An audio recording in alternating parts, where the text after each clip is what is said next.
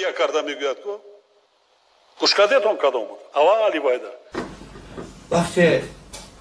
زورا و نولا میکنه پیشوای ملت در سر میز مذاکره میشینن دست دراز میکنه به طرف استاد نوری که بیا دست بتیم که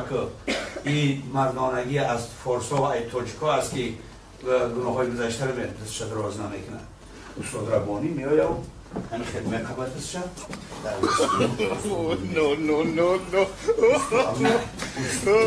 استاد ربانی نمیشه دستش دراز نمیکنه ما ملت تباه شد برای همین وقتی که ما در یگونجا گپ بزنم که همین وحدت پیشوی ملت کرد بسیاری آدم ها تلفن قد گپ بزنن اختلاف است باور میکنین سوگند به خدا که اگر امام علی رحمان نمیرفت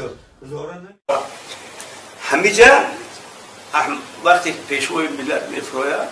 احمد شوی مسعود میگه